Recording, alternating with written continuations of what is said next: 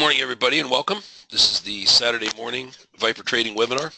If you are here to learn about trading the futures markets using the Viper tools, you are absolutely in the right place. First, we got to knock out our standard disclaimer. All communications from Viper Trading Systems are for educational purposes only.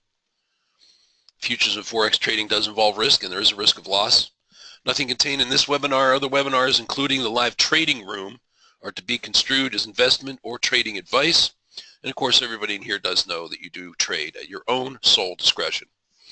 Okay, good. So we took a quick poll of the team here this morning, and yeah, we're getting over to some charts right now.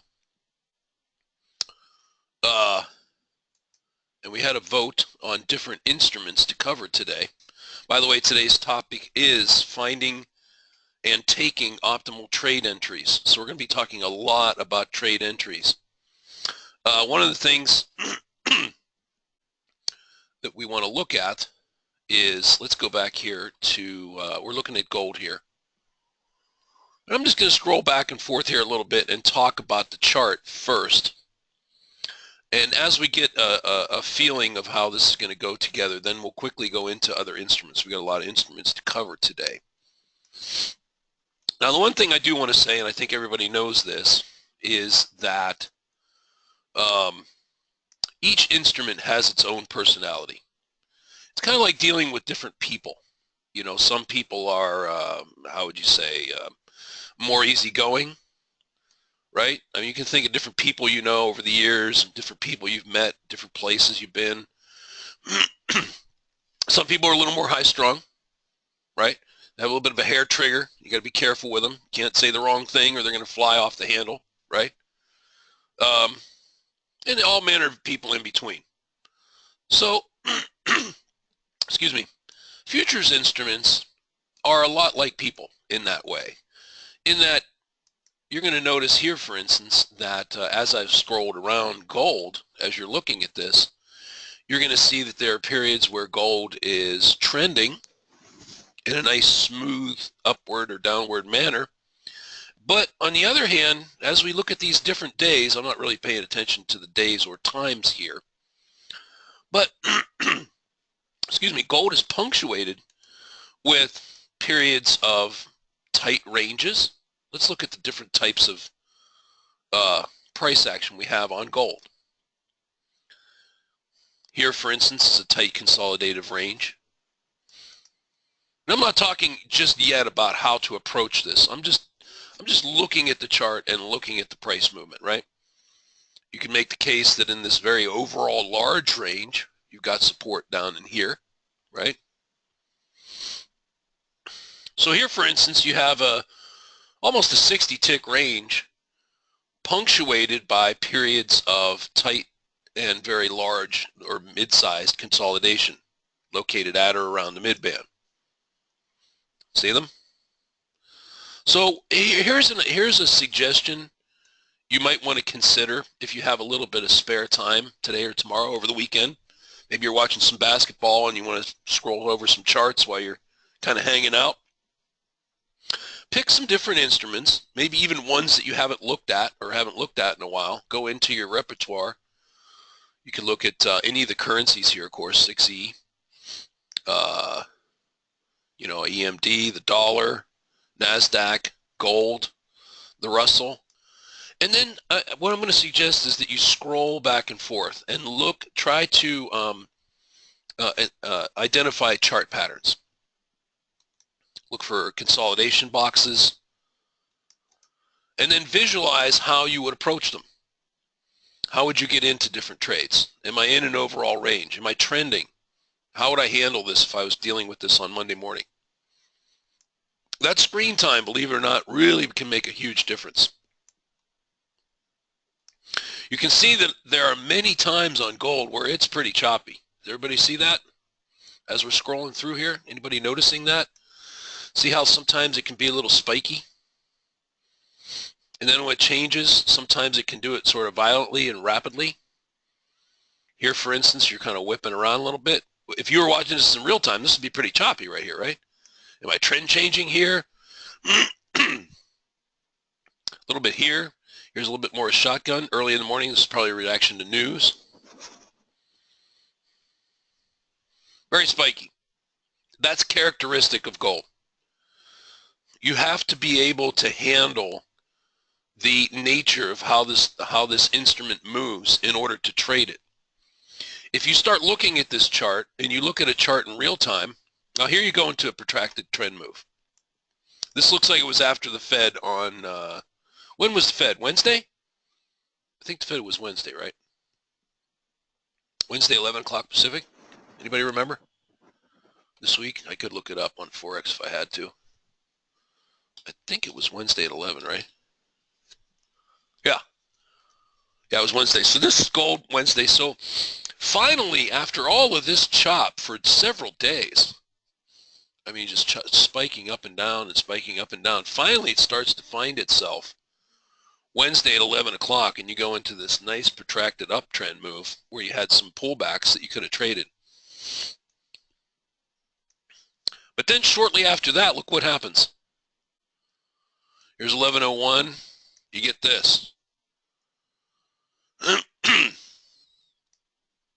How does everybody feel about that? This right here. Let me take the predictors off so you can even see it better. Anybody want to trade this? Right here? Wednesday morning? I see some no's. Excuse me. Hold on. Let me take a quick sip of tea. Hold on. Stand by 1 second, please.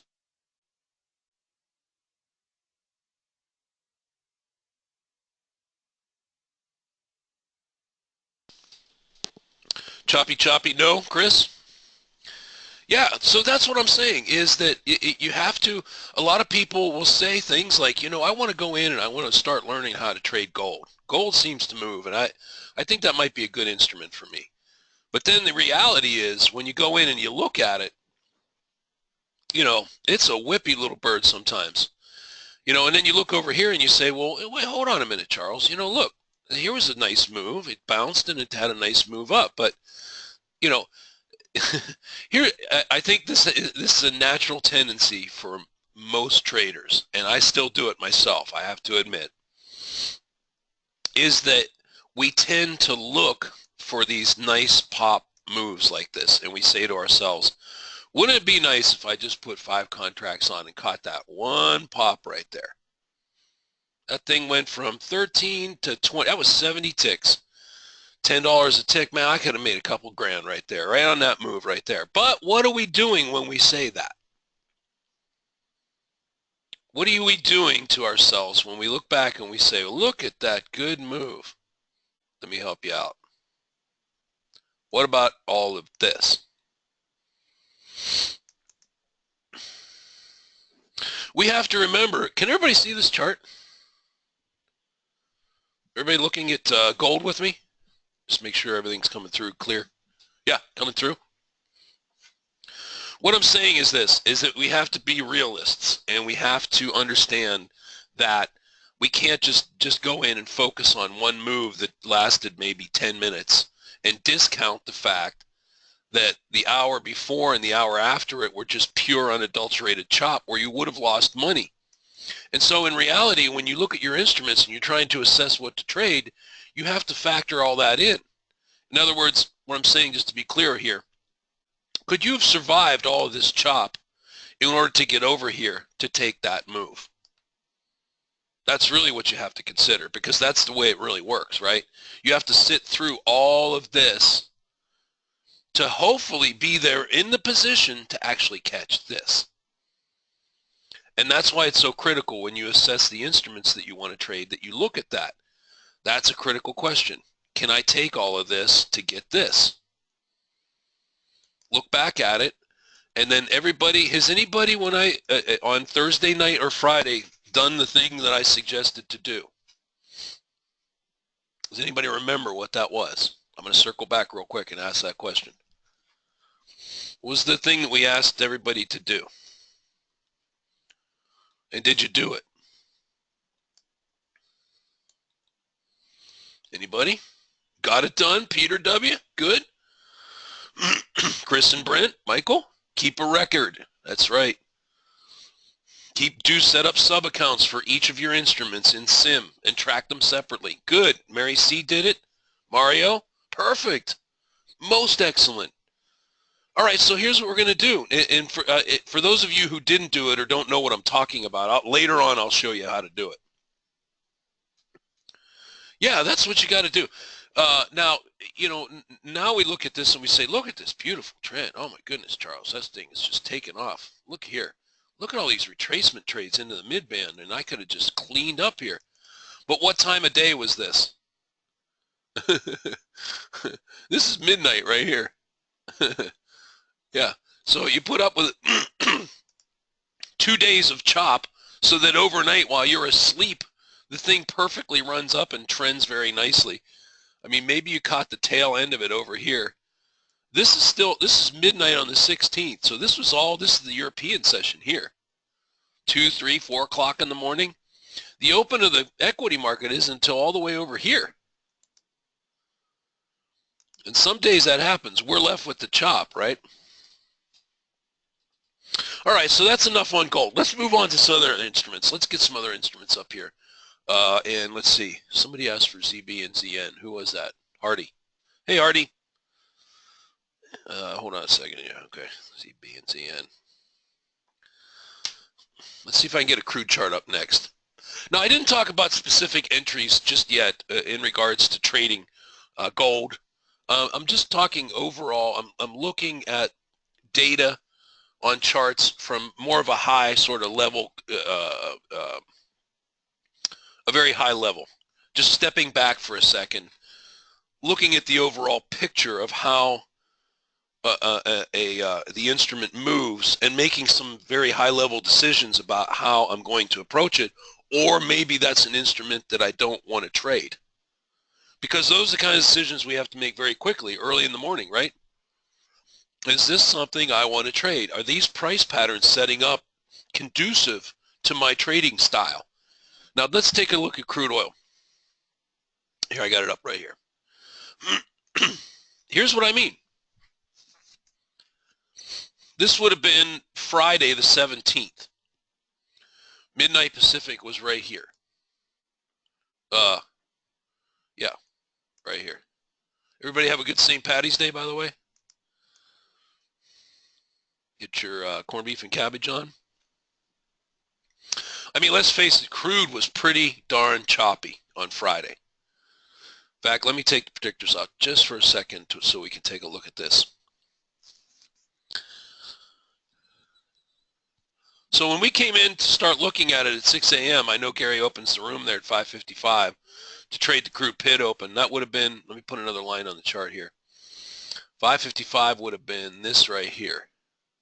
6 o'clock is the pit open, right here.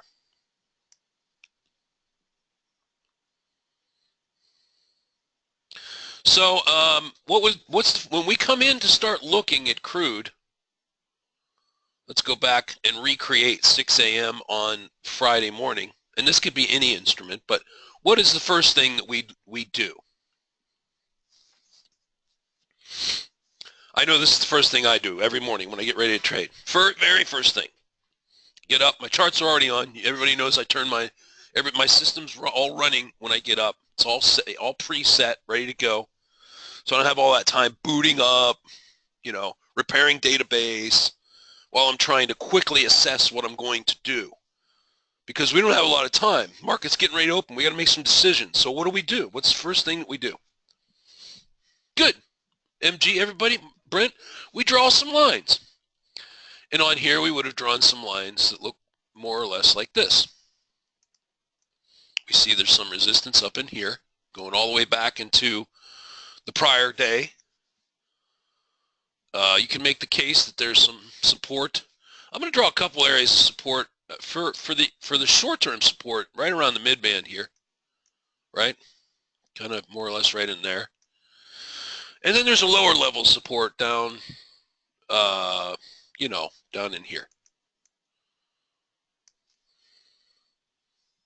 Look at past price movement, draw the lines on the chart, resistance and support. Go and get a Reuben sandwich. Okay. Oh, you had that for dinner last night. Okay. All right. So, and we know that as long as a price the price action remains within these levels, we are said to be range bound, and then we quickly assess whether we can trade it. So going into 6 o'clock a.m. Pacific on Friday morning on crude, you can see we were in about a, I don't know, looks like about a 20 tick range, plus or minus, barely on the sort of the lower end of tradability.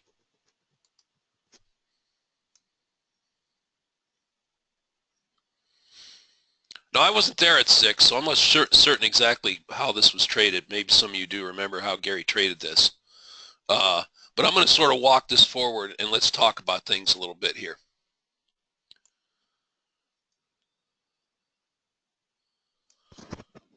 Okay, I'm going to walk this forward, and we're going to talk a little bit about trade entries and how we're going to approach it. All right, so here's 6. Here we're going into 6.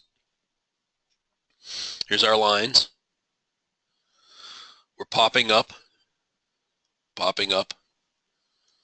Now, this doesn't look like much, but this is actually about 10, 15 minutes worth of data. Is there a trade here at 6 a.m., yes or no? And did anybody take it? Just a simple question. Is there a trade in the first 10 minutes of the pit open on crude oil from Friday? Is there a trade here, yes or no? Right at 6, first 10 minutes of pit open price action. Are you taking a trade, yes or no? It's a Y or an N. You got 10 seconds to vote. That's a little bit of a loaded question, by the way, just to give you a heads up. Little bit of a loaded question. All right, time's up. We got quite a mix of answers. We got some yeses, Brent, Hardy, MG, several taking longs. We got quite a few no's. Peter, John, Sherbet voted. Hey, Sherbet. John R, David D voting no. All right, let's dissect this for a second. On the surface, you could say to yourself, just visually, well, Charles, you know, it pulled right into this upper support level, and you could make the case that there was a trade right here where it bounced and put in a fresh swing high. And I could see where you could make that case. And I might be able to buy into a little bit of it. But the other sort of countervening aspect of it is, aren't you really sort of close to the top of the current trading range? I mean, aren't we retracement traders? We have said over and over again that we don't buy and sell thrust moves that are at or near the top of their current trading range, right? Don't we say that? Isn't that kind of one of our rules? So in actuality, we need what to happen here to actually really take a trade here? Yeah, we need a deeper pullback. We need this thing to get back down somewhere into here, right? Yeah, exactly. We need a deeper pullback. Now here is what I want to say. I want to say two things in regards to this issue. First one is this. There are some exceptions to this, and we've talked about them in other webinars, this whole shallow retracement rule, where you could take, if you are a shallow retracement trader and you scalp this move, then you have to quickly get in and get out. Because we don't know if it's going to come. You're right at the pit open. It could do anything, right? It could fly and take off, and now we're looking for more retracements to the downside, to the pullback. Let's go ahead and advance it. Let's look at what happens. It's hanging out. Now, what did it do right there?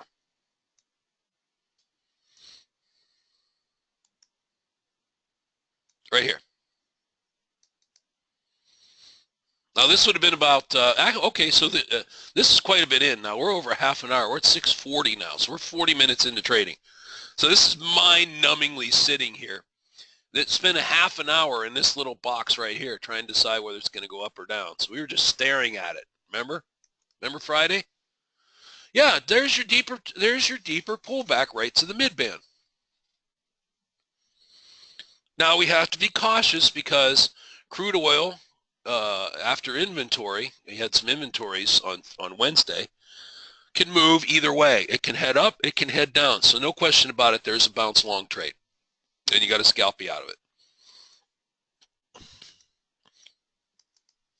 After you get the stop, after you get the entry and you take your scalp and your initial stop is 10 to 12 ticks, what do we need to do right away with our remaining contract stop? Contracts, if you have multiple, or one if you just put 2 on. So you get your scalper off, and your initial stop is, I don't know, somewhere down in here maybe? Whatever it was set at, whatever you had it set at. Let's say down here somewhere. Yeah, you got to get it up. You got, no, excuse me. It's got to get up. You can put it at break even, or even a tick or 2 behind your entry, wherever you got filled. Right? We don't want to just leave it all the way down here because, you know, if it flip-flops and rolls over, it could negate and take out whatever gain we got from the scalp could be wiped out by a full stop out, right? So OT, you can set Object Trader to actually do this. It'll actually do it for you. Everybody knows how to do that. I'm not going to cover that. But now it's coming back here, and so let's see what happens next. Now, in all likelihood, depending on how tight your stop was, one of these bars in here probably took your stop out if you went to break even, or even, you know, a tick or 2 behind your entry, depending on where exactly you got filled. You got stopped out. Now you have to decide what you're going to do again, right? Let me forward it a little bit. What's happening here? Oops. Looks like CG. I've been having data issues. Serious data issues. That's okay. Okay, let's look at these bars. What's going on? Let me advance a little bit more, and you tell me what you think is going on, and I'll pause it at some point. We're pretending like we're here, watching crude. You ready? Here we go. I'm going to advance it about 6 or 8 or 10 bars, and then I'm going to pause, and I'm going to ask your opinion. There we go. All right, what's going on right now? What just happened here? What just happened in the between 6:50 and 7:15, right in here? What is that?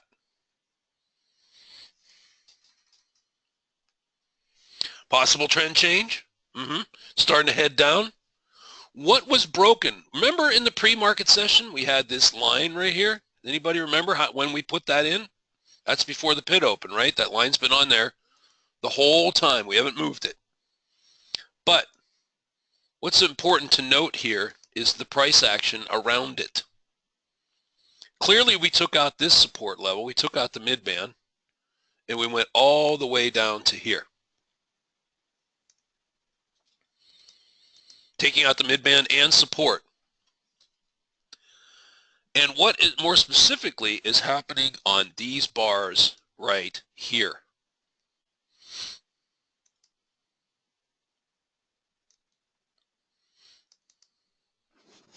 They're pulling back to test what?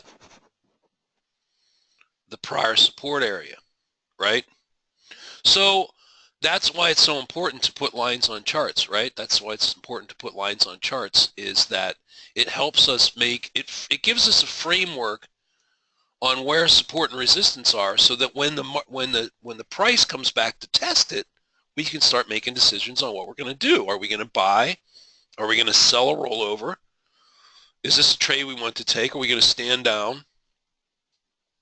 Now, even before this thrust down happened, what was some precursors? In other words, what was happening in the market before this break that suggested to us that the break might happen?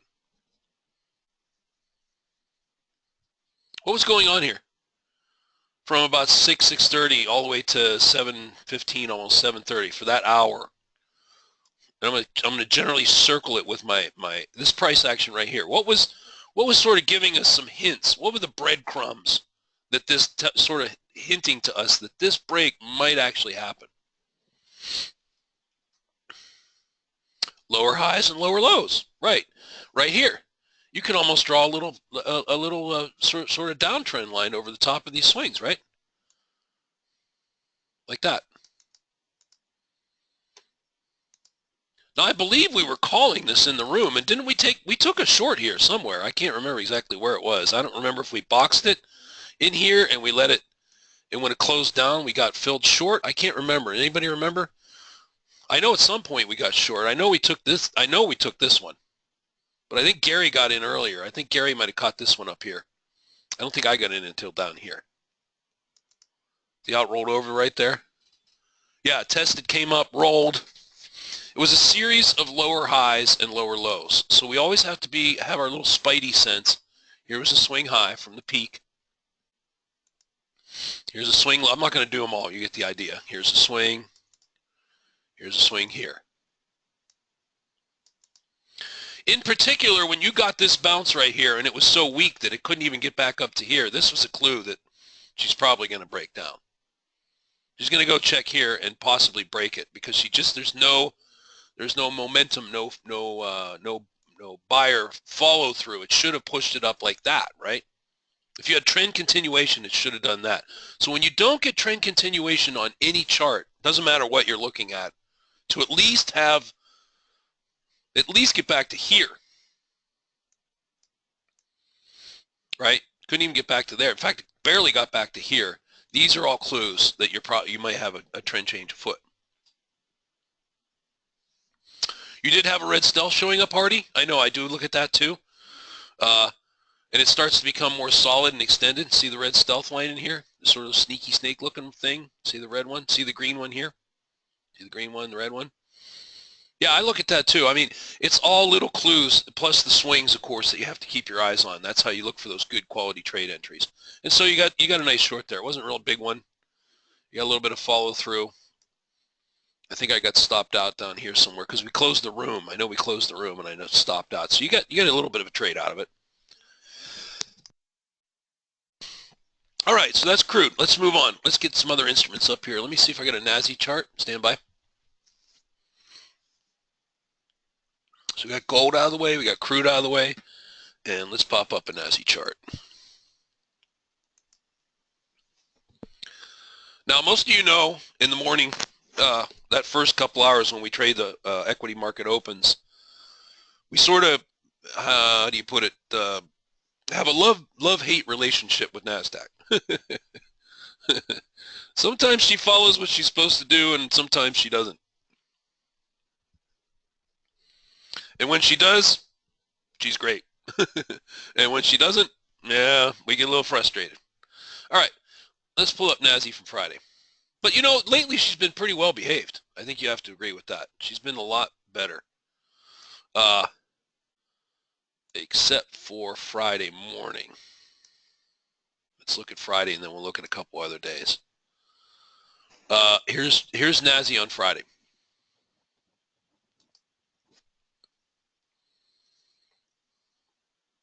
All right, so let's go back and recreate 6:30 real quick on NASDAQ. Here is the equity market open, 6:30 Pacific time. And before the market open, NASI looked like this. All right, so let me ask this question. Looking at NASDAQ price action before the market opens, what are we thinking in our heads? What are we doing and what are we thinking? Take a look at the chart. I'll give you 10 seconds to type in your thoughts. So you get up. Let me frame it for you a little better so you can get a sense of. All right, here's midnight Pacific for NASDAQ. Here's the European session right here. Is it trending up? Is it trending down? Is it going sideways? Is it in a range? Is the range tradable? Should we go ahead and get some lines on here? Maybe it's support resistance. What are our thoughts as we're looking at this? Does it look like a strong uptrend and we're looking to buy pullbacks? What are your thoughts? Looking at the NASDAQ chart. This is even before the market opens. What do we think here? What's going on? Uptrend to sideways, Weldon? Looks pretty range bound. Looks like a big old box, Hardy. MG's selling resistance. Interesting. Now, why do we take time to talk about this? Why are we even talking about this? I mean, all due respect, Charles, your topic was optimal trade entries. How is this helping with optimal trade entries? Anybody? Why are we even taking the time to talk about the pre-market session? What difference does it make? Let's let the market open and let's see where the trades are. Come on. Get on with it. All right, let's go. Let's get on with it. Let's do that. Let's do that. All right, so let me back up here. Okay, so when I get up and I start looking at markets, and I look at each chart and I try to evaluate what's going on, I literally do what I just showed you, and I know Gary does too, and most of you do too. I know you do. Is I go ahead and I put lines at the swings, just like you see right here, exactly like you see it. And so in my mind, what I'm saying is that as long as it stays within the confines of these lines and is bouncing off of them and returning to them, then we are said to be in a range. It is not trending. It looks like it's heading up. And yeah, you can make the case that overnight you had a slight movement in an upward direction. But at this point in time, we are going sideways. And we have to decide whether we're going to be buying support, selling resistance, and sometimes in this condition, mid-band trades are not always warranted, right? And the way we decide whether they're warranted or not, whether we're going to take a mid-band box or not, up or down, in this case it could go either way, right, is how much meat is on the bone to the swings. Is there enough money to get filled with slippage to make any money? This is all going through our heads before the market is even open. What I'm trying to suggest to you is that preparation is everything. I think a lot of traders that I talk to and I Skype with, Charles, I just get so confused. The markets open up and they're moving around, these buyers flying everywhere. I can't decide what I'm going to do. Next thing the trade comes along, it sets up and I miss it. I'm always chasing it because I'm getting in late. And the next thing you know, I get 2 ticks and it comes back and it stops me out. Now, how do we combat that from repeating every time we go to trade? Well, one word would be preparation, right? We have to be prepared before the market opens. You got to get up a little early, okay? Get in there ahead of time and get your chart set up and start to form at least some opinions about what's going on with the market. Now, if you get up in the morning, and the market's running up and running up and running up and pulling back and checking support, and we'll look at this, right? Well, then you have an opinion that the market's heading up and you're buying support. It's an uptrend. Likewise, if it's selling off. Let's advance the chart. Let's see how preparation might have made some difference for us on Friday morning, okay? All right, here we go. Here we go. Now we're at 638. Here we go. Here we go. What's it doing? Here we are at 7 o'clock. Are we still in the range or have we broken out of the range? Would you have taken any trades in here? Do you see any trades in the first half an hour? Is there any trades here, yes or no? Here's 7 o'clock right here. From 6:30 to 7, here's our prep, here's our lines. We have our opinion, we see the range. Would you have taken any trades on NASDAQ, yes or no, in here? Right here. Chris says no. We're still in the big bucks. That's right. I think we did call some out. We might have gotten a scalper here. We might have bought support here. I know, I remember that we called a couple of trades out here. I can't remember whether we bought this or not. We might have got a little scalp out of that, and then it stopped out. Came down here. I remember by about 7, I was ready to throw NASDAQ out the window. There just was no follow through here. There was just it wasn't going anywhere. It's just a bunch of sideways price action. You might have got a couple little scalps in here somewhere, possibly. Maybe you got a little scalper short down to the bottom. Maybe you covered it and got the little pop up to the mid-band. Is this a big runner day where we're going to make a lot of money and we load up the boat with a lot of contracts? Is that what we're doing here with Nazi? What do you think?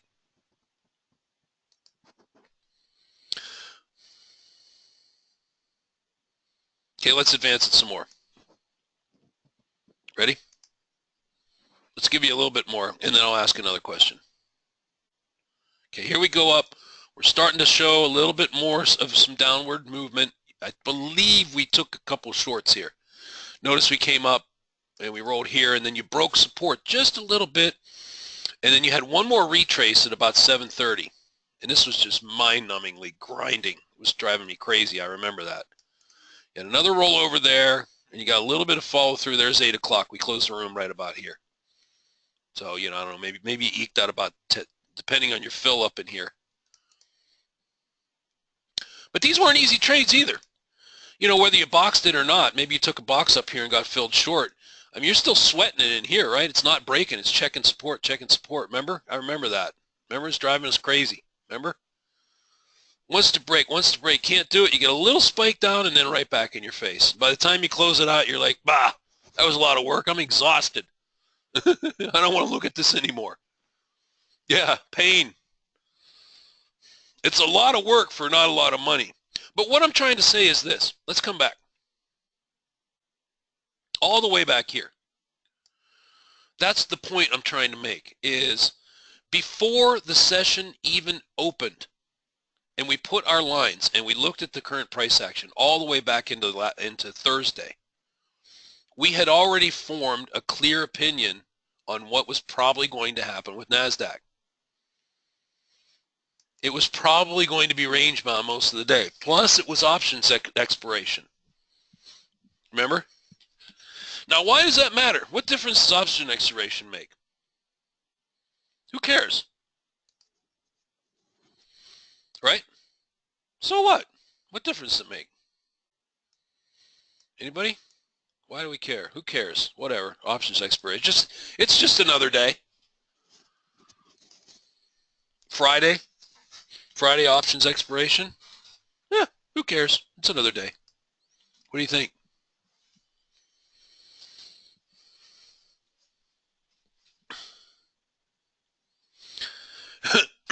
I'll just answer this quickly and then we'll move on to another chart. All right.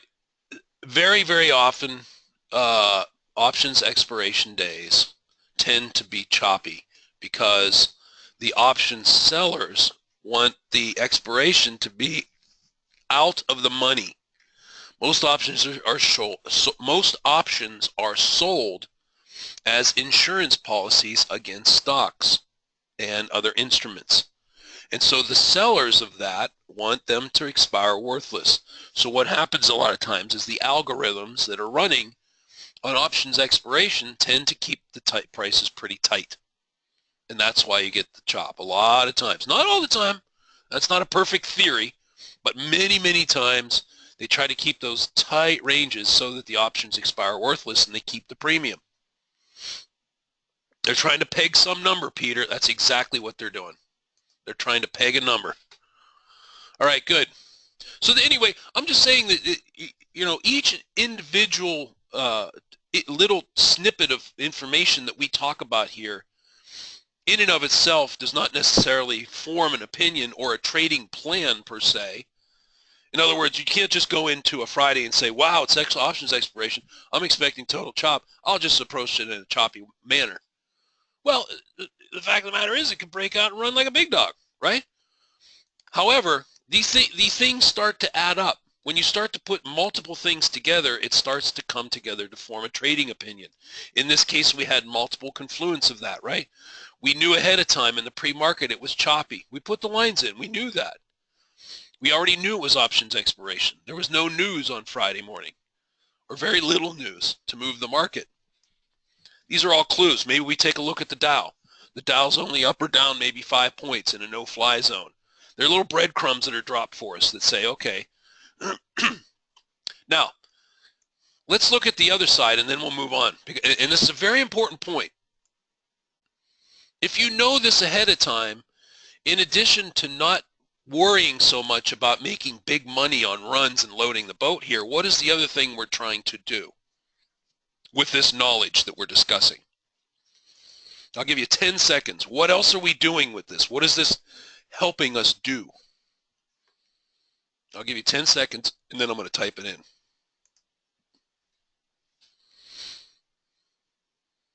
In other words, if you think about money, what is it helping us do? This knowledge of choppiness, what is it helping us do? 5 seconds left to type in your answer. Think about it for a second. I'm typing it in myself, and I will reveal it in 2 seconds. Chris got it. Brent got it. Who else? Ready? Here it is. The big reveal. Avoid losses. Wouldn't we all agree that tight, choppy days tend to contribute? I want to make this font huge so we all get it. I can't find the font. Oh, here it is. I want to make this huge so everybody is clear. There. Avoid losses. We are trying to avoid losses. That's why we take so much time for the preparation. That's why we take so much time to think about what we're doing ahead of time. We don't just willy-nilly come into a morning that looks like this and say, oh my goodness, this thing's really chopping around. What am I going to do about it?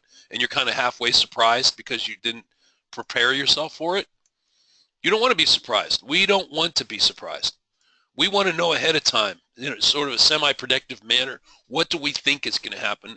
And then when it plays out like we expect, we're not surprised. We try to scalp it. Maybe we make some coin. Maybe we pop a loss. Maybe we're breaking even in here. But you don't want to lose money because you weren't prepared.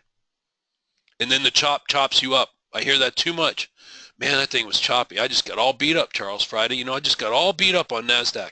Well, all due respect, did you prepare yourself ahead of time? Did you know it was going to be choppy ahead of time? Were you listening to the observations of choppiness in the room? Well, you have to do that to avoid losing money. Everybody get that? Okay, good. Enough on that point. All right, let's move on.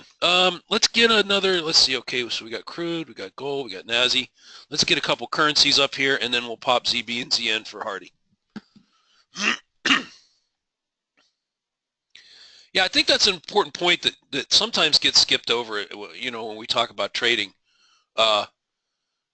Is the whole point of trying to avoid loss. I mean, of course, it goes without saying we're all trying to make money. That's why we do this. We're trying to make money. That's clear, right? But, by the way, on crude, you got to roll that crude contract to May. Anybody trading crude, do not trade April on Monday, okay? Or you're going to get a little love note from your broker, and not a good one. In fact, you should go roll it today. Everybody knows how to roll those. Anybody not know how to roll a contract? If you don't, speak up, and we'll show you. Let's make sure you get that flipped over, or you're going to get in trouble. All right, let's get 6E up here. Excuse me.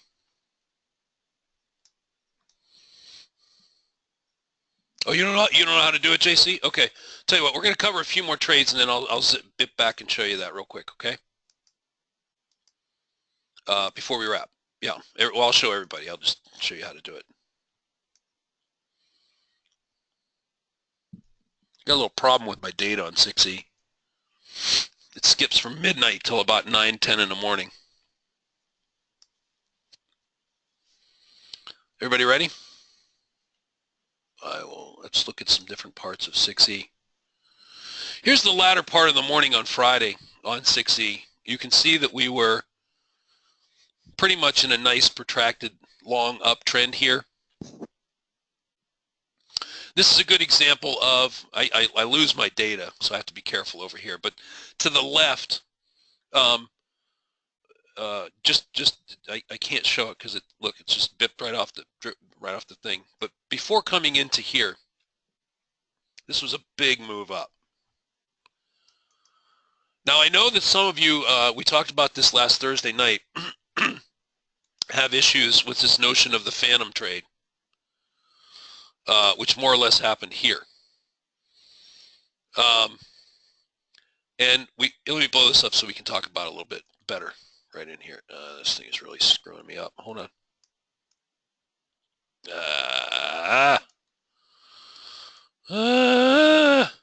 Okay, I'm going to give you one more minute and then we're going to move on. All right. It's tough for me to show all this data here. You know, all due respect, and I'm not going to get into too much detail. I want everybody to go back and watch last Thursday night's webinar where I get into detail about this. And the issue is really this. When you're coming off of a big move up, sometimes you get these deeper retracements. Excuse me. That go down to check the outermost band. After a trend move, this is called a phantom. Phantom means that, technically speaking, you are still in an uptrend, but you are trying to buy support here. Now, where the confusion comes in is a lot of traders start saying, well, excuse me, Charles, you're underneath the bid band. This could be a trend change. I'm going to be looking to take shorts. And if you, and so you have sort of a, how do you say it? A little zone or area here where the case can be made, depending on the instrument and the trend, that you could actually trade both sides. The phantom side of it is you're trading the long side and you're looking for a bounce. The counter trend trade part of it is where you're saying, well, you know, I think this might be a trend change and I want to get in early, so I want to be shorting up in here. No matter how you trade this zone after a trend move, you have to realize that when it gets back up to the mid band, like it did here.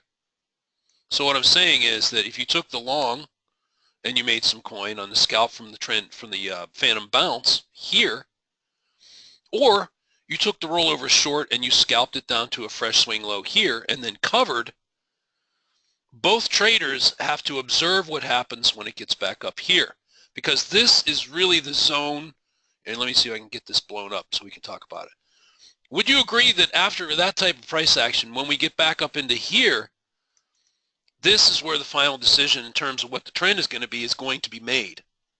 And what I mean by that is either it's going to sit here and pause for us to box it, and perhaps at this point we don't have a bias either way, and we say to ourselves, well, this could be, in fact, the decision point for whether we are going to roll and break and give us legitimate short trades in a trend reversal down, or we get a trend reversal back up, or a trend continuation, I'm sorry, from earlier, because the trend was up. And we look back and we see, well, in the end, all this turned out to be was a deep retracement. This was just more profit taking from the bull run up over here, right? But a lot of times you don't know that. What I'm trying to say is this, is a lot of times you don't know that until we get back to equilibrium right in here, when then it becomes clear that the trend continuation is in fact up. Everybody see that? That's sort of how we make, you know, I think everybody sees. And there was plenty of time. If you didn't catch that first box, of course, you had a nice pop here, you could have got in, nice pop here, you could have got in, and then it ran back up, and you had a third mid-band, textbook mid-band box for trend continuation buy to the upside. Now, let me ask you a question.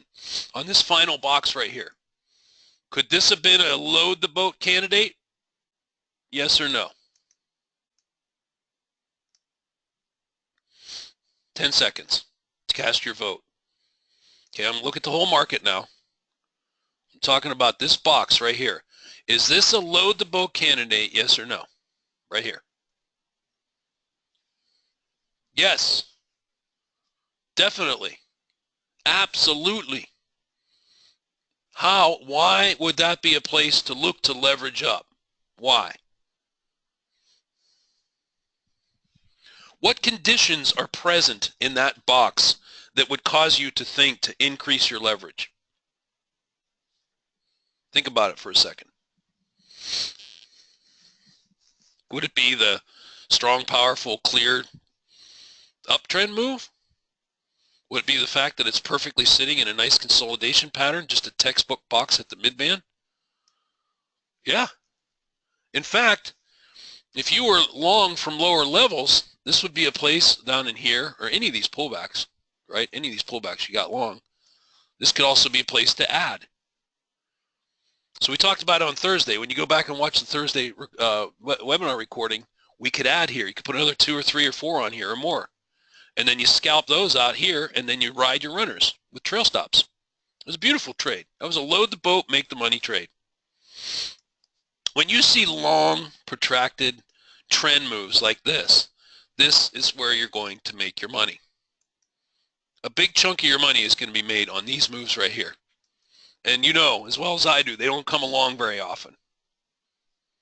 But when they do, the key to capitalizing on them is catching them early, riding them as long as you can, and getting in and out with the contracts.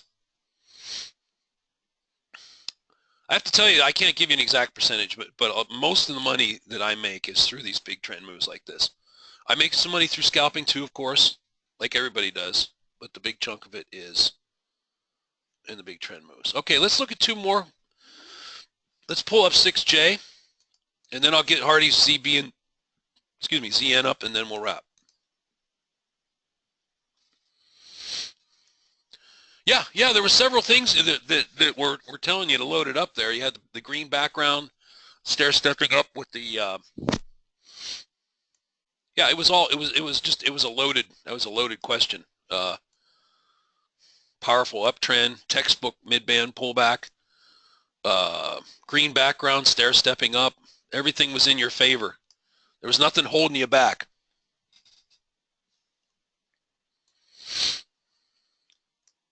All right, here's 6J. Just a quick question. Do any of you trade the Asian session? So just for those of you that might be visiting or new, the Asian session it starts roughly about 5 o'clock Pacific time and runs till about midnight. So on this chart, it would have been like right in here. And the reason I say that is because a lot of times that's when you can get a lot of movement on 6J, is in that Asian session. So, excuse me, Asian session from 5 o'clock to midnight, and then the European session kicks in because that's their morning over here after midnight. This is the European session. Now, on these particular days, 6J is kind of a hit and miss. Excuse me. Let me get a quick sip of tea. So hold on.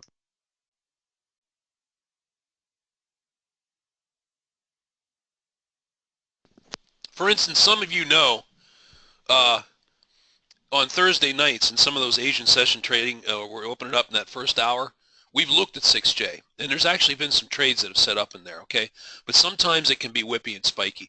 So what I'm saying to you is this, is that if you're watching it in that Asian session into the European session, if you're a night owl, you're awake, you want to see if any trades are setting up, and it looks like this,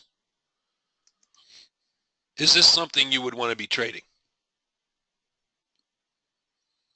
Are there trades here on 6J in that session that we're discussing? How would we know? Let's go back.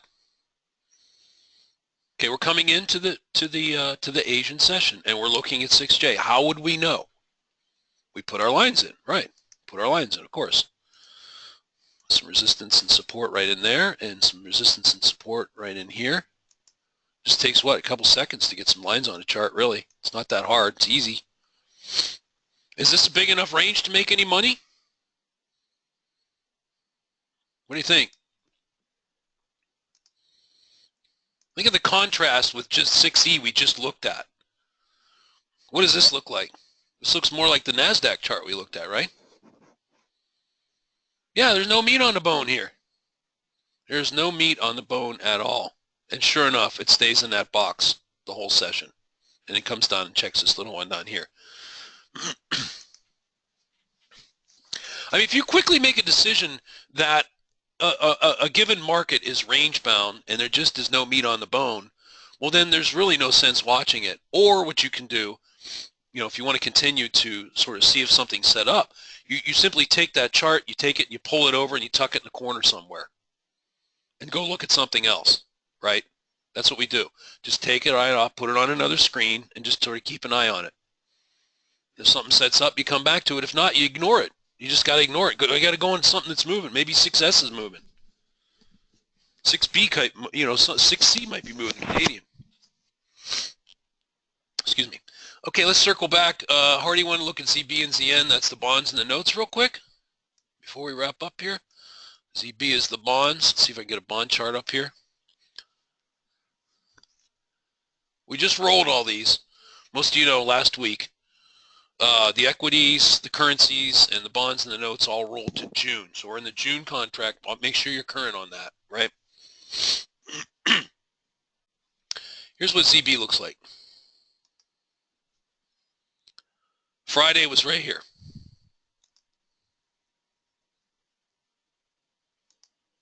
Let me give you the dates. This is the whole day, Friday, right here. This would have been Thursday. This would have been Wednesday. And here, I'm not going to do them all. And here's Monday.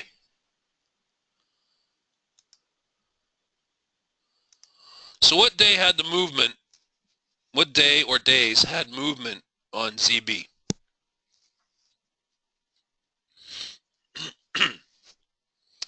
Monday, Tuesday, Wednesday, Thursday, Friday.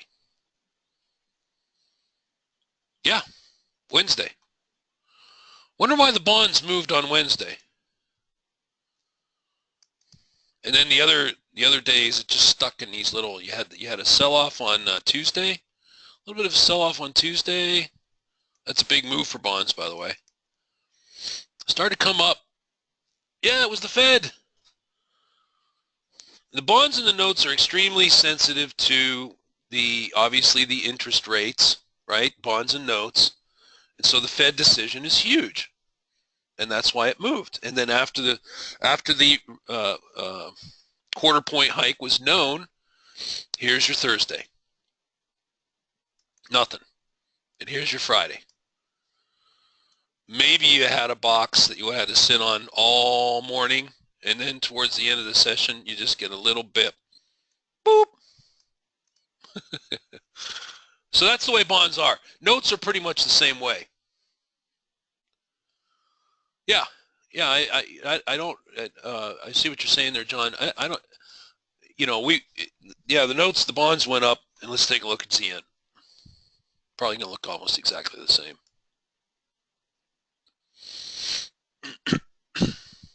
Where is it here? There we go. June contract. Yeah, notes were even worse than that.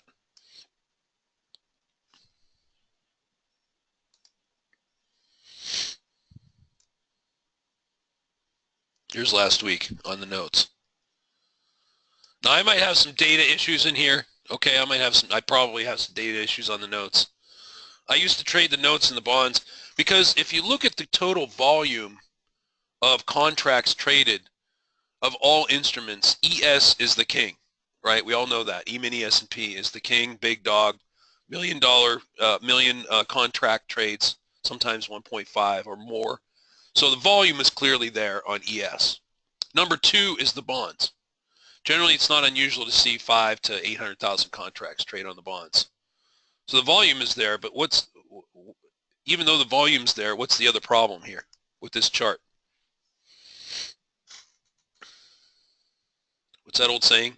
Can't get blood out of a stone. So yeah, you have the volume, but there's no volatility. Volatility is the fuel in our engine that drives our trading and allows us to make money. So if the market's not going anywhere, we're not making any money, right? It's a pretty straightforward relationship like that. So yeah, I used to look at the notes. I used to track the bonds. I used to look for trade setups, and I stopped doing that because there's just no movement there. Now here's ES. I'm going to wrap with this, and then we'll wrap it up. So ES has a ton of volume, million contracts, good liquidity, great liquidity. I mean, just mountains of contracts able to get in the bid and ask side. But this would have been Friday morning right here. Here, going into Friday morning, it looked like this. So we take our lines. This is what we do every morning to prep.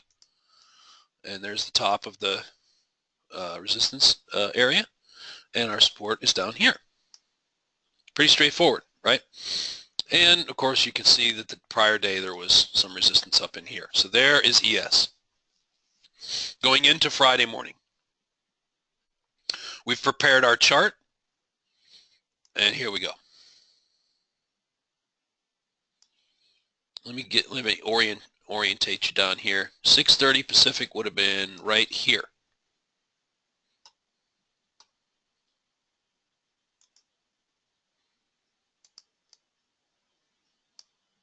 So what do we think about ES?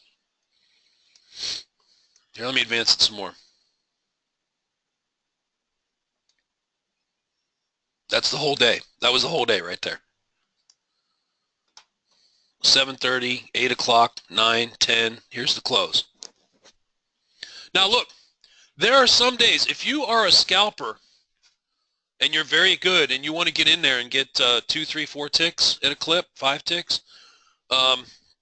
you know, you can scalp this. I mean, you saw that there was resistance up here, right?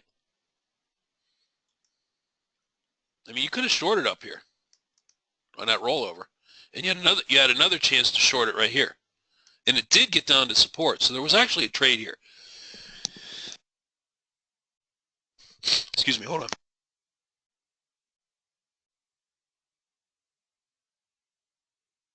And it came right to support, and it bounced. I mean, you could make the case that inside of this trading range on Friday, depending on your patience, because from here, 6:30, here's 7 o'clock. It took a half an hour to get from here to here. And then it took all the way until 8:50. So another, what is that? Almost 2 hours to get to here. You got to have the patience of a saint to sit through that, right? Everybody with me? And then you got to bounce. And this move here took from 8:50, 9 o'clock, all the way into almost the close. That would have been 3 hours for that move right there. So look, I mean, if you can frame this thing in and you got the patience and the capital and you're willing to sit through, you know, all this chop, there are trades there. Okay, I don't want to completely disparage ES and throw it out the window and say there's no trades. There are occasionally trades that set up, but you have to know what you're doing. It's very heavily institutionally traded. There's a lot of algorithms from all over the world, banks running, and you have to decide if that is for you. If it's not for you, then go find something else that's moving. All right, that's it. Let me hit the stop recording.